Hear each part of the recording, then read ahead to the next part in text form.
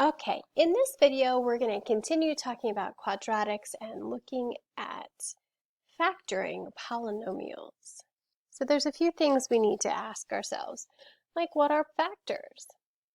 Remember that a factor is a value that you can use to divide or simplify a number. So if we were taking a look at the numbers 12, for example, we would try and come up with the factors of 12. So let's see. If I multiply 1 times 12, I get 12. If I multiply 2 times 6, I get 12. And if I multiply 3 and 4, I'll get 12. So 1, 12, 2, 6, 3, 4, those are all the factors of 12. What do we mean by factoring a polynomial? What we mean by factoring a polynomial is going ahead and breaking up a polynomial into maybe a set of binomials. And that would show us all these different factors, two things that we multiply together to create the given polynomial. What are x plus 1 and x minus 2 factors of? So that's kind of asking the reverse question. I said what are factors, and I gave the example of 12, and we came up with a list of all of these numbers that we could multiply together to get 12. Here we're saying we already have the two factors, x plus 1 and x minus 2. What are they factors of? Well, if we go ahead and multiply them, and we learned this to be double distribution, so I'm going to say x times x, x squared. X times negative 2 is negative 2x.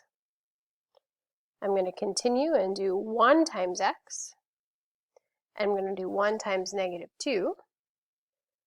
And then we're going to combine our like terms, and we'll get x squared minus 1x.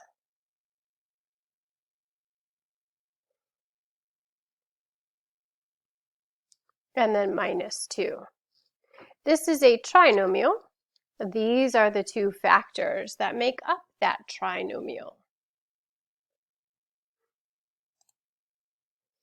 The first type of factoring, and this is kind of a checklist that you should go through in your mind. The first thing I want to do is type 1 factoring if possible, and that is factoring out a monomial. And that monomial will be the greatest common factor of the terms in my polynomial. This is reverse distributing. This is going backwards. We're pretty much undoing all of that polynomial multiplication that we worked on in a previous unit. So now we have the solutions, and we're going to go backwards and factor out a GCF. GCF is the greatest common factor. So if we go back to that number 12, and let's say I have 18, I'm going to look for all the factors of 12. We said we have 1 and 12. We have 2 and 6. We have 3 and 4. I go to 18 and I do the same thing. I've got 1 and 18. Got 2 and 9. 3 and 6. That's it. What's my greatest multiple? My greatest common factor, that I have in common? That's 6. So we could factor out 6. 6 would be my greatest common factor. All right, so let's take a look at what that means when we're talking about polynomial factoring. Here I have an example, 6x squared and 12x. Well, let's see if we can come up with that greatest common greatest common factor of 6 and 12. If I'm not sure, I just list them. I've got 1 times 6, 2 times 3. Those are my factors of 6. For 12, I have 1 times 12, I have 2 times 6, and I have 3 and 4. I'm looking for the GCF. That's the greatest common factor. So that would be 6 in terms of the numbers. And now I'm going to look at my x's. And this can be a little confusing. But when I have x squared, that's really 2 x's. I'm just expanding it out. When I have 12x, that's really just 1x. What's the greatest amount of x's that they both have? Well, my 6x squared has 2 x's, but my 12x only has 1 x. So they have 1 x, at least 1 x in common. They don't have more than that. They just have 1. So I'm going to go ahead and put my x as my part of my GCF, my greatest common factor. And I'm going to erase this for a second. What we're really doing here, once we know what our GCF is, then we're really just dividing by that to come up with our leftovers. So what do I mean by that? Well, the GCF is the greatest common factor. I write that first, and then I set up parentheses, and I put my leftovers in there. And that would be what I divide. So 6x squared divided by 6x, well, 6 divided by 6 is just 1. X squared divided by x, and you could think of this as an expanded form. Cross out what you have alike. You're left with just an x. Go ahead and do the second part. Well, I've got a plus sign, so let me put a plus sign there. 12 divided by 6, okay, that's 2. X divided by x, well, they cancel each other out. There I have my GCF written first, and then my leftovers in parentheses. And we absolutely can verify. We verify by going ahead and doing that distribution, that multiplication. 6x times x is 6x squared. 6x times 2 is 12x. So that should be what we started with, which it is, and what we end up with is 6x times x plus 2. Those are our factors. The greatest common factor listed first, and then the leftover factor listed second. Let's take a look at the next one. Let's take a look at our GCF there. Think about it for a second. See if you can find a GCF of your numbers.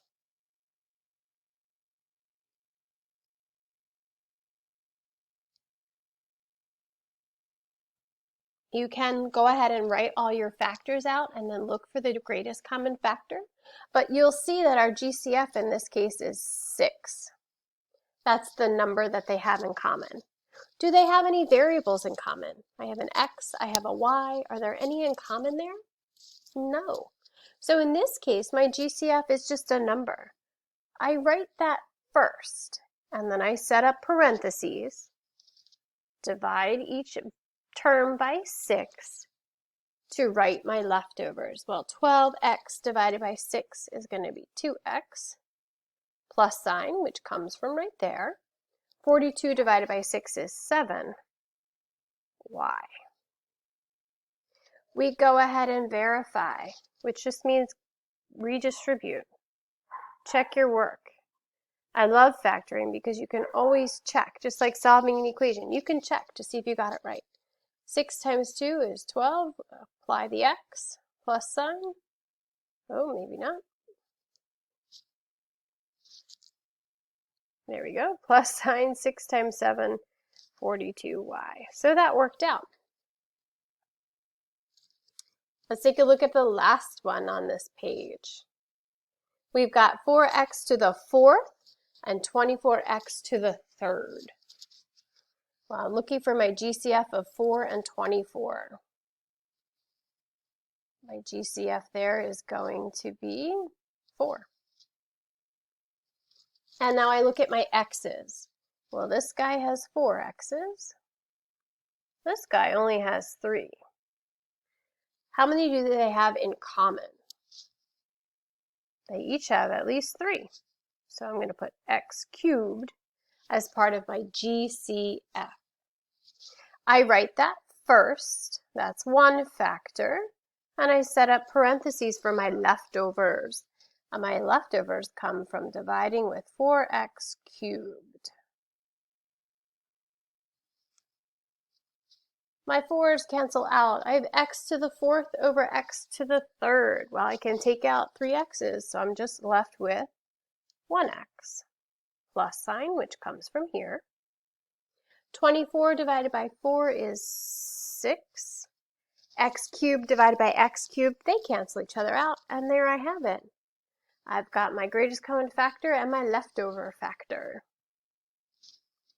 This is making me hungry, leftovers. All right, I've got 4x cubed, and I'm going to multiply it by x plus 6. Go ahead and check.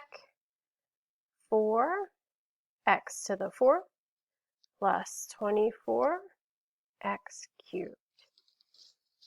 So what we've just done is worked on pulling out a GCF, dividing with that GCF to write our leftovers. We always want to write our GCF first, set up parentheses with anything that we have left over. When given a polynomial to solve, we want to go ahead and put all of our terms on one side of the equation and a 0 on the other. So this is putting together this factoring out the GCF that we just worked on, and also the previous video, solving. We factor the polynomial, and then we set each factor equal to 0 to solve. So let's see if we can do this. We'll take a look at example A. See how it's set equal to 0? That's great. That's what we want. We want all the terms on one side and 0 on the other. Then we factor. Well, I'm going to look for a GCF here of this information. I can see that my GCF will be 2 and an x. Then I set up parentheses and write my leftovers.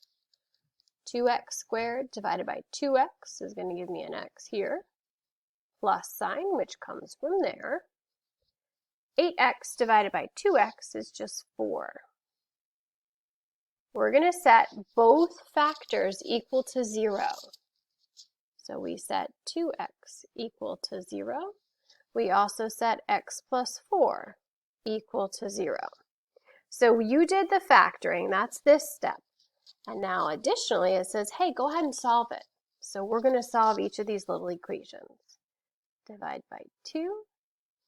I'll get an x to be 0. Remember that what that means.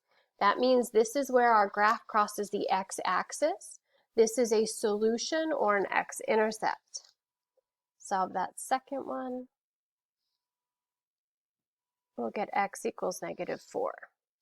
So this here, this step here, this is our factors, 2x and x plus 4. But then if it asks me to solve, I have to go further and get here. If you think you've got it, go ahead and pause the video and try the next two. And then come back. I'm going to work on this next one because I notice in my equation it's not set equal to 0. So that's something that we have to do first. We always have to make sure these equations are set equal to 0.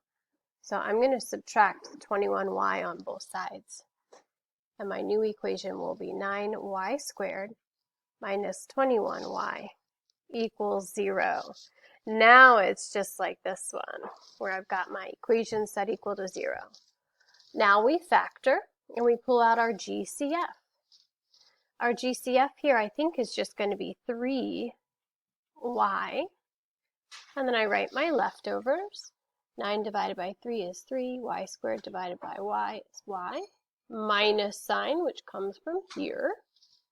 21 divided by 3 is 7. Y divided by y cancels out. Now we set each one of these pieces, each of these factors gets set equal to 0.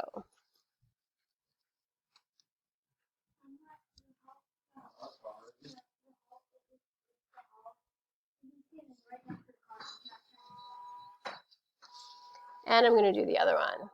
Add 7 to both sides. And divide by 3. This one's going to be a fraction, but that's okay. These are our zeros of the function. Our solutions, our roots, our x-intercepts.